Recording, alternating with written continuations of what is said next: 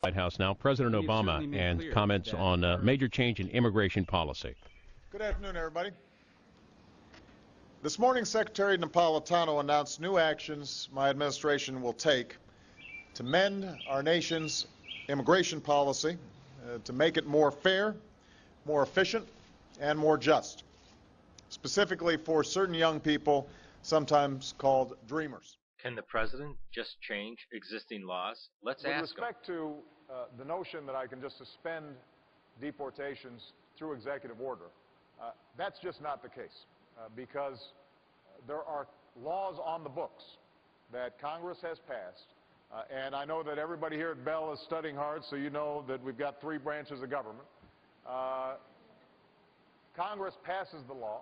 The executive branch's job is to enforce and implement those laws, and then the judiciary has to interpret the laws. There are enough laws on the books by Congress that are very clear in terms of how we have to enforce our immigration system, that for me to simply, through executive order, ignore those congressional mandates would not conform with my appropriate role as president. Who are the dreamers?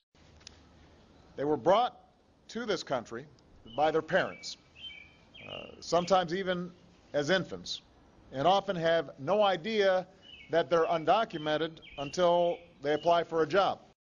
So? It makes no sense to expel talented young people, to expel these young people simply because of the actions of their parents. Does the innocent relative logic always apply? In the absence of any immigration action from Congress to fix our broken immigration system, effective immediately, the Department of Homeland Security is taking steps to lift the shadow of deportation from these young people. Now, let's be clear. This is not amnesty. This is not immunity. It's not? It is the right thing to do. Excuse me, sir. It's not time for questions, sir. Not while I'm speaking. I agree. Continue. We are a better nation than one that expels innocent young kids. And the answer to your question, sir, and the next time I'd prefer you let me finish my statements before you ask that question, is this is the right thing to do for the American people. Baby, I didn't ask for an argument. I'm answering your question. It is the right thing to do for the American people, and here's why. Here's the reason.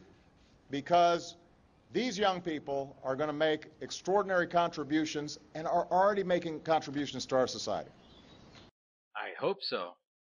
Well, Martha, school officials say that they decided not to have the students arrested because they were afraid it would lead to more violence and possibly even injuries. This was the scene at TUSD headquarters as the students rushed the boardroom, even wrestling with security guards to chain themselves into the board's seats. Once locked in, the chanting began.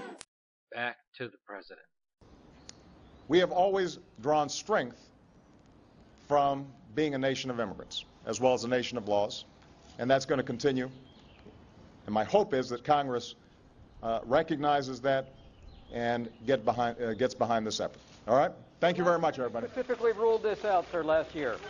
What about American workers who are unemployed while you import foreigners?